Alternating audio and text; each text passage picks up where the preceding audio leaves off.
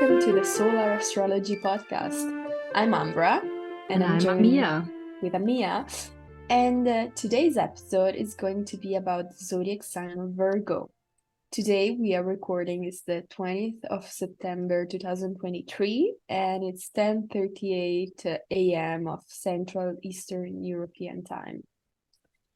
Well, let's get started. Virgo is a sign ruled by Mercury, but it's an interesting fact that it is also the exaltation of Mercury. And I think it's just very, very nice because it's the exception, right? It's the only sign in which the ruler, the planet that rules it is also the planet that is exalted in this sign. And who else could it be if not Mercury to break the rules and be the exception, right? Yes, it makes so much sense with the trickster planet to be breaking the rules in that way. And also, let's not forget the basic fact that Virgo is also a yin sign, so a feminine sign, and an earth sign, and a mutable sign. Yes, exactly. It is also the zodiac sign that is the fall of Venus and the detriment of Jupiter. And we thought it was very interesting that in this sign, both benefics are debilitated. Yes, there's just this extremely, extremely strong Mercury representation because while both benefics are not really doing well there, the malefic planets don't really do anything there. So Mercury is coming out very, very strong. And we can also see this so much with Virgo in itself. Like a lot of people associate, the deep analytical process with Virgo and the perfection and all these small details. Well, that has a lot to do with Mercury being such a strong force in this sign. Yes, indeed. And also, I think it's very interesting that, you know, uh, we have the debilitation of both benefics in this sign, and this sign is the sign that precedes the autumn equinox, which happens with the zodiac sign of Libra. And like with Gemini, Mercury ruled sign precedes the equinox or solstices, where Gemini precedes the solstice. And both of the summer solstice and autumn equinox is a moment in the year light decrease. So, in Libra, we will be entering in the dark half of the year. So it is interesting that where light decreases and we enter in the dark side of the year, the benefics are not doing well. Yes, and I think it has so much to do with this preparation process. And hence, also, if we just look again here in the Northern Hemisphere, if we look at nature, it is harvest season. It is so much about, preparation and prepping for the darker times of the year, which has a lot to do with having a good and solid plan and being able to withstand the winter. So in a way, Virgo needs a bit of the harshness and the discipline so that we can make it to the darker half of the year. It's so much about the awareness that darkness is coming. It's right around the corner. We need to be prepared for that. Yes, exactly. And I think that this is also connected with the fact that Virgo is represented by the Virgin. And this is indeed very interesting because symbolically, not just for a mere sexual level, the Virgin prepares herself to meet sexuality, which could symbolize the darkness of the year coming. So it is the preparation before the loss of purity. The loss of purity is represented by the loss of the light and the welcoming of the darkness, which is very tied with the seasonal events. Yes, and also we're not going to share the whole story here, but like the story of Demeter and Persephone, when she gets sent to the underworld, that is such a Virgoan story. Yeah, indeed, it is. And it has so much to do with this process. And while is a lot to do with like the loss of innocence, I think a lot of Virgo is also the remembering of what purity means. And again, we say that more from like an archetypal perspective, not in a judgmental way towards anything, but just like what does it mean to like who are you? Because again, okay, wait, let me put this in a better way. Because Virgo has so much to do with like, analyzing our whole lives and everything we Yes. do. Well, a lot of that has to do with like what happened, who were you before, where do you want to go, what happened, before you lost your innocence or before something happened, what does it mean? And so much is it like, how can I, not necessarily get back to that place, but how can I grab this sort of like where still this is like it's a follow-up of Gemini, which is very childlike. How can Yes. I kind of like, get back there and invite more playfulness into my life despite the harsh conditions that I've maybe went through, and come back to this more like natural state of being. Yes, it is very interesting indeed, because it is true that if we want to compare Gemini and Virgo, Gemini is way more childlike and playful than Virgo, but still, in Virgo, we have an analytical Mercury, our older Mercury, but still, Mercury can be a trickster. So it is very interesting, and it's just nice that I think it takes off some seriousness, the fact that this sign specifically is ruled by Mercury. Yes, and I also think it's a bit more internal Yes, because again, if you compare the signs, it's Gemini is a yang sign and Virgo is a yin sign. So the process is much more internal. It's not that visible, which yeah, makes so much sense with the analyzing part. We usually do it, in a more secluded space where we have time to write down our thoughts or do a therapy session. It's usually like a, one-on-one thing, not a whole group that comes together type of thing. yeah, and also it is known that not always, it's not always like that, but a generalization. Usually analytical people are quieter, tend to be quieter and more introvert, because analysis takes time and silence, and it is very Virgo-like.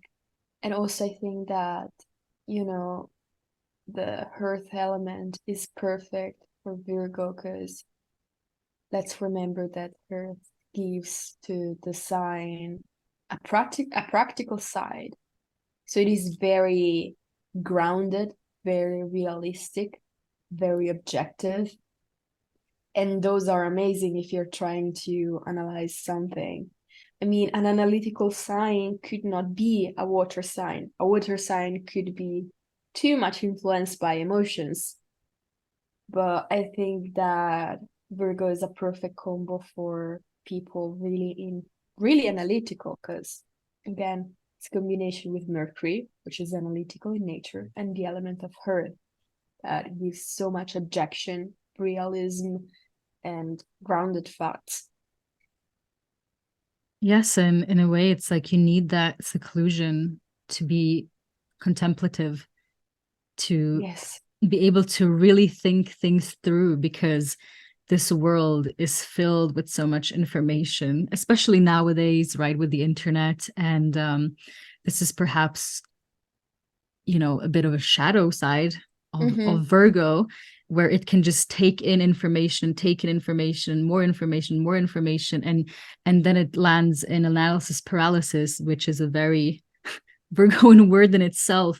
Like you just get paralyzed by all the information you have, and it's hard putting it into action. Despite it being an earth sign, sometimes it can struggle with that because it's so much in the head. And it's a mutable sign, which is the most unstable earth, if you want to put it that way. Yeah, and the fact of being unstable for as you said, it is very useful because Virgo is a Mhm. great problem solver. And, if you want to solve problems, sometimes things come up. So you have to troubleshoot. That is why you need to be adaptable and quick, which is definitely a quality of mutable sign. Also, I think it's very interesting that Virgo season coincides, at least in Europe, with the beginning of school, right? Mhm. Because we often, like, if you think about the first day of school, archetypally, you see the student that is a little bit nervous, it's ready to learn a lot, but, especially if you're going from high school to university or from mandatory school to high school, Mhm. it's something new. And I can also see the loss of innocence because you're Mhm. growing, you're entering in a new stage of your life, for example, with school, initiate like beginning in another school. So I think it's very Virgo and it represents very well the loss of innocence. And it is connected with learning, so I really like it. Yeah, and talking about school, uh, you know, I mean, I am studying in the science field, and I swear that the majority of my classmates are Virgo. They really are Virgo. And, Virgo people can be really well problem solving, as we said, but also in organization. They really are good in organizing, in planning. But sometimes it is true, it's more of a pitfall. They can be so focused on the details and they could lose sight of the bigger picture. So, and you know, bigger picture is a word that recalls Jupiter, which is Mhm. indeed in detriment in Virgo. So, this is also like we are comparing Virgo with Pisces, you know, Pisces has more the awareness of the bigger picture, and Virgo is more into details. A little bit like we saw in the Gemini episode where we Mhm. compared Gemini and Sagittarius. It is similar, the question, because it's the Mercury Jupiter polarity, detail oriented versus bigger picture awareness, I would say. Yes, that is the Jupiter Mercury opposition. And in a way, it's even more interesting in the Virgo Pisces axis because I think of the dignity scheme. Mm-hmm. Because in Gemini, you don't have, Venus not doing well or stuff like that. But then in Pisces, which is the Yes. home sign of Jupiter and the exaltation of Venus, which is the complete opposite, obviously. So like both benefics do extremely well there. Yes. So that's the opposing factor, it's like swept up in the complete big picture. And both, again, like all oppositions, it's the same sign from different coins, and both can learn so much from each other. They need this mirror.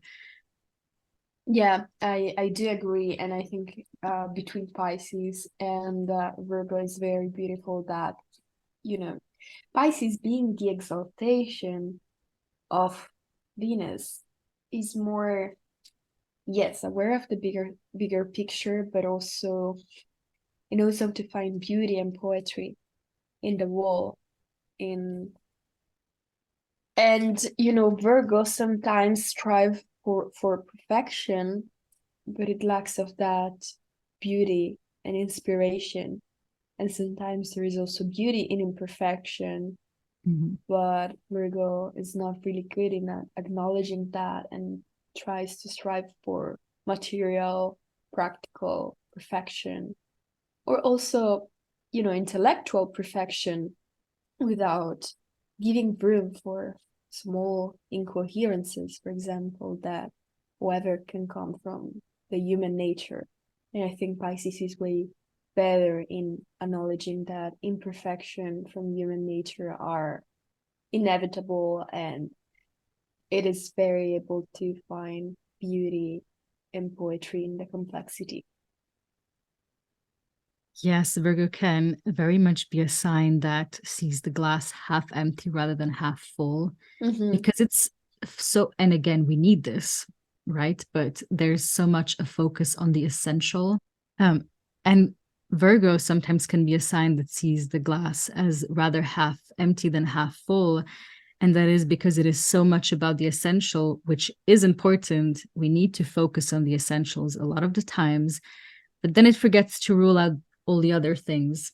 And it's Mm-hmm. very good in doing the day-to-day tasks. I mean, I personally saw it so much for me this Virgo season. And it's interesting because we have Saturn and Pisces currently. So everything Yeah. going through Virgo is opposing Saturn and Pisces. Well, Neptune is in Pisces still too, but at the end degrees. But I've just realized so much was about focusing on what I can do day to day in the most practical manner. And that was very important for my process. And this is really Mm-hmm. where Virgo gets like goody points, because it's like so good on just being like, okay, what can I do today? Okay, what can I do tomorrow? And then, Yes, over time, and this is where it's sometimes good if you don't see the bigger picture, because sometimes the bigger picture can be overwhelming if you don't have the it is practical true. steps. It is So, true. and then it adds over time. And then usually, when Pisces season rolls around, you can be like, oh, all of the effort that I put in Virgo season, now I can see how it is paying off. Yes, it's very beautiful. I love it, as you said it. It is very beautiful. Um, I think that we can talk a little bit about the downside side of Virgo. As we said, there can be analysis paralysis, but also sometimes it can be too much of a perfectionist, and you know, it is harsh being so much perfectionist. I think Capricorn would be way more harsh, but um, striving for perfection is always it is a Virgo thing, and I think that sometimes it takes off a little bit of humanity, as we said before, a little bit of beauty, the beauty of imperfection that Pisces has, but also that sometimes Virgo is so good in seeing problems and trying to fix it that sometimes it is the kind of person that could give you unsolicited advice and saying, oh, you have a problem in this way. Shall I fix it for you? Or, oh, you have a problem in this way. You should do this, this, and this. When maybe a person didn't ask anything. And I think this could be a pitfall because it could be annoying, I would say. Yes, I think again here so much of the benefics not doing so well. Virgo shows love in a very different way that can be a bit unusual. Venus is just not doing so well there. It could be again showing love in that way, feeling like, oh, I can be in a way some sort of care or advice giver in that sense and solve the problems of other people, or just Yes, if true. I'm thinking about a few people that I know, um, the person that comes around to your house and starts doing all your dishes and rearranging your closet. Exactly. So it's like a very practical help, and of showing care. It's not so emotional like Mm-hmm. it would be in Pisces, but Yeah, it's still there. Like Virgo people are not heartless monsters or anything like that. It's exactly, just exactly. it's just they want the best for you in a different type of way. Yes, but it is true that if the help is not asked, it's not a Definitely, yeah. pleasant experience. Yeah, it's not a And pleasant experience. And sometimes, which I guess Pisces is more good at doing, it's like sometimes you just need a hug. Like you just need yes, somebody to listen to you and give you a hug. yeah, I would agree completely. And yeah, I think that a difficult sign to compare with Virgo would be Sagittarius, because they form a square between each other. Mhm. One difference, as we said before, is that Sagittarius being ruled by Jupiter is better in the bigger picture, but it is also a young sign. So Sagittarius wants to learn so much and believe in so much. And I say that, Sag is very uplifting as a presence overall. And, Mhm. Pisces can be a little bit more in tune with deep emotions, but Sagittarius tend to be, you know, very uplifting. So we could see the something that stands out between Virgo and Sag for me is that Virgo has a completely different mood. Is a bit more serious, more focused on real things, real facts and real problem. Mhm. Whereas Sag is just let me learn, let me believe, let me feel the magic in what I'm learning. Yes, I mean, Sagittarius is so much about faith and belief and the well, it's the sign before the winter solstice. Yes. And it's right the mutable sign that comes after the dark of the dark time of the year. And we really need that fire spark that Sagittarius brings. Mm-hmm. And it's really so different than Virgo, which is so much about the preparation of going into that darkness. Exactly. And then Sagittarius is about like, oh yes, like I'm so happy that, now more light is coming in slowly but surely, right? It's still, darkness is still along the way, but it's we need that upliftment in Sagittarius because Yes. otherwise it would simply just be too harsh. And I think that's where they can, I mean, obviously both learn from each other, but also where they're a bit different. Optimism versus pessimism, indeed.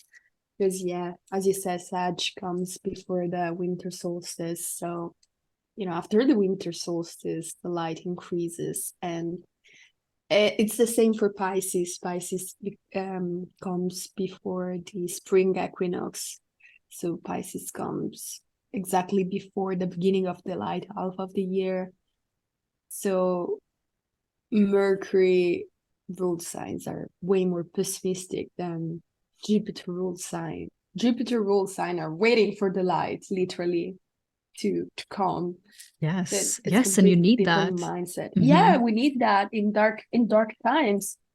I think that is why, Mercury ruled sign are during the light half of the year and Jupiter ruled sign are in the dark half of the year. Because, Mm-hmm. we need something to cheer up in the dark and we need preparation in the light because we will eventually get there. Yes, and all the mutable signs are either Mercury or Jupiter ruled. You don't have that in the other signs. You don't have it in the fixed or the cardinal Exactly. signs. So Exactly. it's so much about Mercury and Jupiter being present in each of their respective seasons and serving as like little reminders, because they are really the end of the season. Mm-hmm. They need this mutable Yeah. movement of like dissipating what has been happening, like what has been started and what has been a progress. And now it's like, okay, let's prepare for something new. And I think for the preparation of each coming season, which starts with the cardinal signs, it's so important to have a process. Is it, with Mercury as in like a more stable mental process in like knowing what to do and analyzing what you need to do? Is it in Jupiter and perhaps having more belief and faith in something? Well, both are equally important for Yes. so that, the cardinal signs can really hit once it starts. Yes, indeed. And it's also super beautiful that, Jupiter rule sign uh are preparing for an increase and Mercury rule sign for a decrease in light. And Mercury breaks things down, whereas Jupiter expands. So increase and decrease is a strong theme in these mutable signs. Really is, yeah. Yeah, Yeah. so I mean, we already did a bit of a, So Gemini and Sagittarius. Yeah, I think it's. So maybe we can talk a bit more about Pisces. We already did, but I'm sure there's a few more things we can say about Pisces. Oh yes, that is true indeed. You know, I mean, just to summarize what we said thus far, Pisces is way better to see the bigger picture after the zodiac season is finished and say, wow, all of the small actions brought me here, which is very beautiful. They can see poetry in that, they can see compassion in people. It's domicile of Jupiter, exaltation of Venus. So, it is very good in seeing poetry in things, people, and seek connection, emotional connection with others. And they really navigate into a lot of emotions. Whereas Virgo navigate into a lot of facts. But Yes. I would say that both of the sign really try to help. Pisces more emotionally, whereas Virgo with facts, with problem solving. But what I think we didn't mention about Virgo is that really they usually feel the need and they seek helping others. They seek a purpose to feel useful. And I think that, it also makes sense that Virgo comes after Leo because, Leo sees the purpose, as we said. Leo sees the golden light, the golden path to follow. And Virgo puts into plans. Virgo creates the plan to get there. So it is actually, a helpful instinct. For serving the purpose, you need a plan. So Virgo does the plan, but the goal is still following that noble purpose. It is. And I can definitely see how Virgo and Pisces can come together in this instance of really just wanting to be useful and of service to other people. I know service is something we associate more with Virgo. Pisces really also likes to be of service. Like both of they strive to serve in some sort of way for the Yeah. people, to be there for the people, and in different ways. Again, because again, Mercury, Jupiter, it has a lot to do with our thinking, beliefs, and the shape of like reality. I guess both of it's like a bit of like imagination versus reality, and both are equally important because so much starts with a thought. So Yeah. much starts with even being able to imagine something. uh like we need to be able to be like, oh, maybe I can look at it this way. Or like when you just have this idea of something, you're like, oh wow, like I can actually live my life in a much expanded way. It's so freeing if you can even just make this concept in your head. It already feels so much lighter. But then it's like, okay, what do I do with this? How can I actually bring this into reality? Because the downside can be, okay, I'll just have it in my head and then I start living in a fantasy world that is much better because I can't put it into action. So Yeah. it's really about both, like both are needed. Yes, indeed. For a practical example, maybe a Pisces person would be one that says, okay, I wanted to live by making music and earning money with my music. And Virgo's like, okay, how do we do that? And Yes, how do we break it down? Pisces is not really good in finding strategies to get there. Yes, that can be the downside of Pisces, which we will most definitely talk in the Pisces episode. And yet still it's so nice. It starts with a dream, right? It starts with you being able to imagine, ooh, what would it be like if I would be not magician, A magician. but Well, a musician. And like, and then you imagine like what guitar you would be playing and how it would sound and the people, and you kind of need that to like get you yes, going. because if you don't have an image, then the plan is empty. You have a plan, but it would be Yeah. empty for no purpose. Yeah, there's like an And image you have to be able to move to. I think that also, if we want to compare Virgo, the passage from Virgo to Libra, is that the sign on the light half of the year are way more individual, more about the self.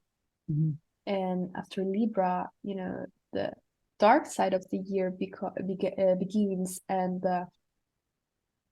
Libra is ruling, so it's more about feeling peaceful in society, but Libra is also a lot about ideas, and could be also a lot about politics. So I think that Libra takes the plans that Virgo made and try to propose the plans to the collective so that this plan can really help others.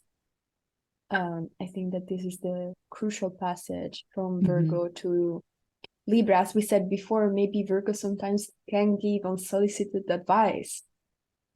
Libra would take that advice and say it, communicate it, share it in a way that it doesn't sound unsolicited, that it does sound more helpful, more, because it's more connected with people and with group of people compared to Virgo. So it's more careful to these social components.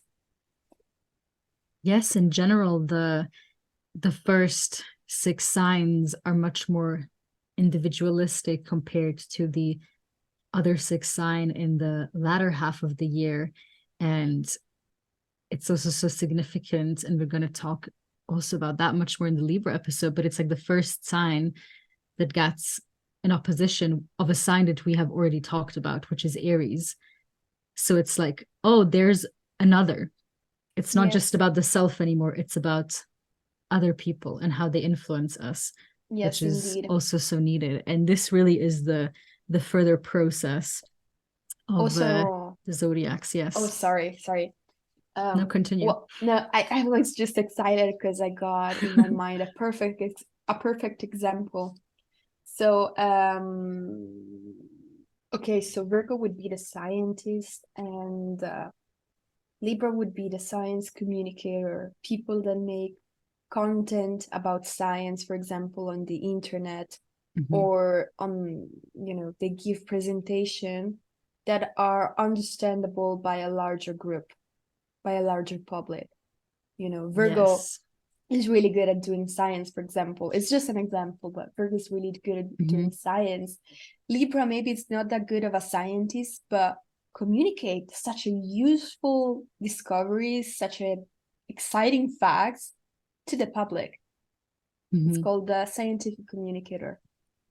Yeah, I think Libra is so much about like, okay, but it's not worth it if I don't share it with others, Like I need, like, what is the point of it not being shared and indulged with others? Because again, Venus is so much about connecting and bringing things together. Exactly. I really like that. That's good. We wish you a lovely day. Thank you for listening. Next episode is going to be about Libra, of course. And see you next month. Bye. Thanks for listening. Bye. Bye.